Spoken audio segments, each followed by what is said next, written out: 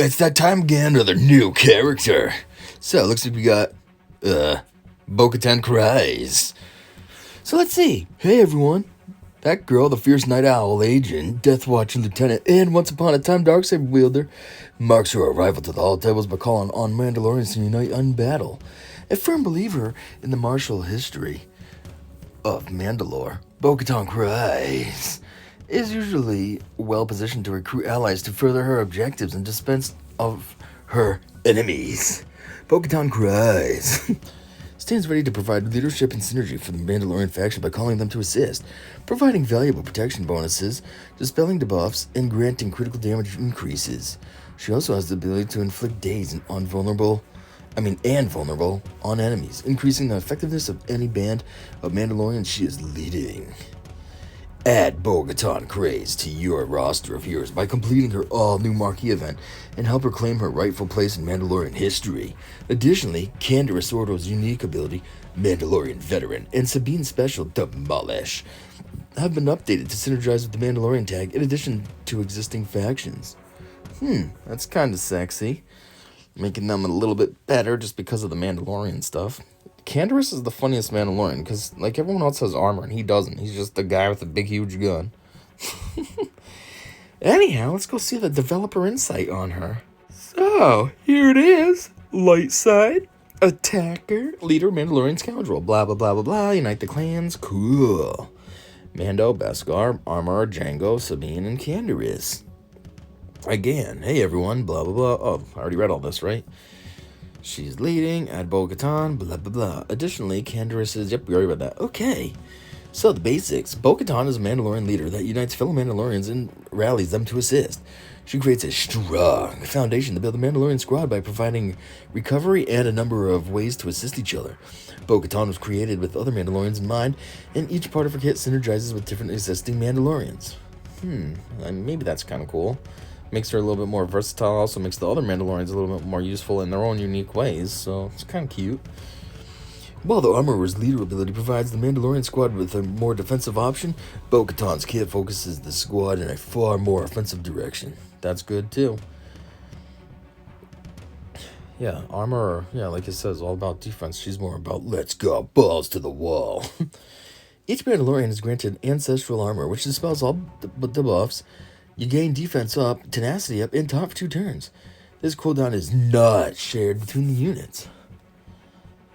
Wait, what? It says each Mandalorian is granted that, though, so...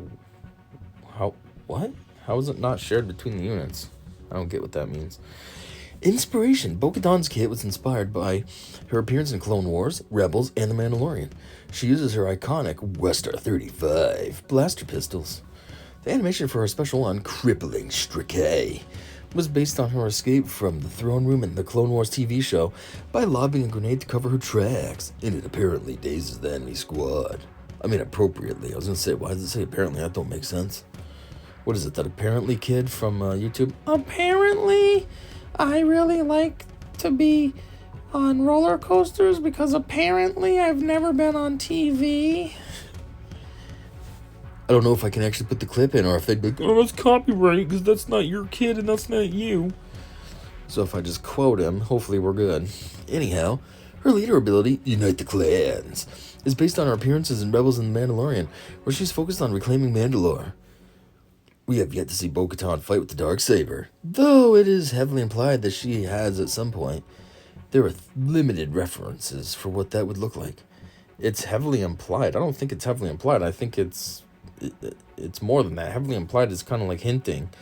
It's basically been stated that she had it. When Mando got it, she was mad because she wanted to get it back, which means she had it.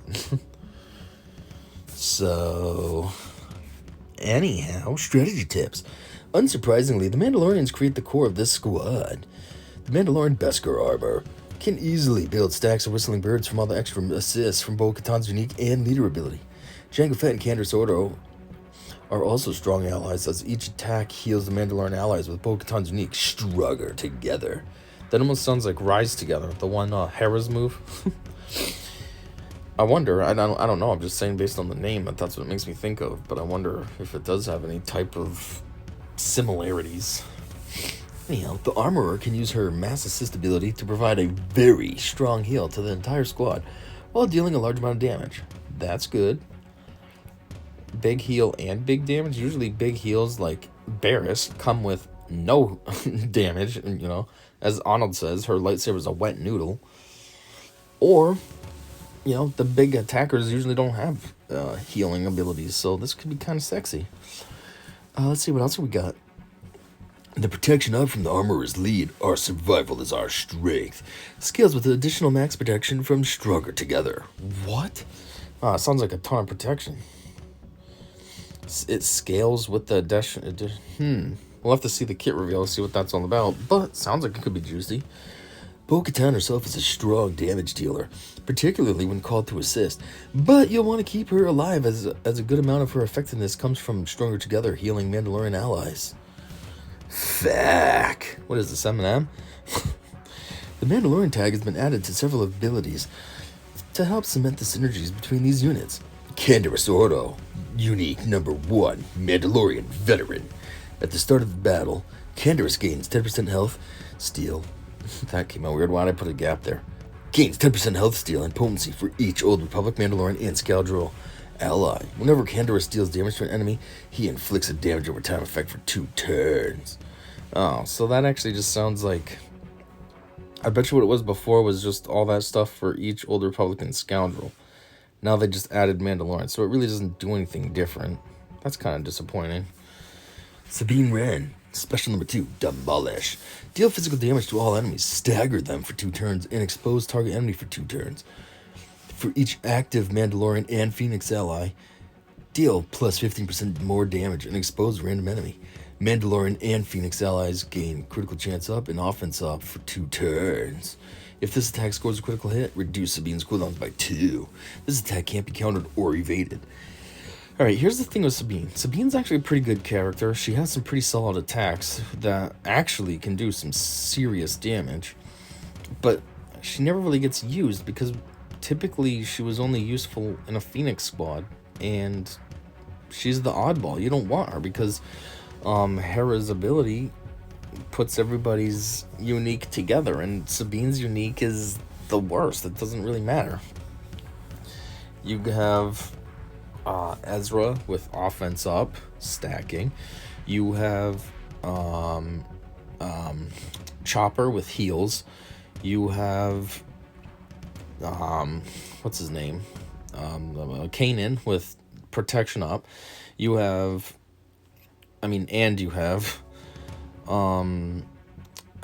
Zeb with shrug off, being able to get rid of debuffs. So when it comes to Sabine, she's only critical chance up and critical damage up, basically. It's like plus 20% critical damage and plus 15% critical chance. So out of all those, hers doesn't matter.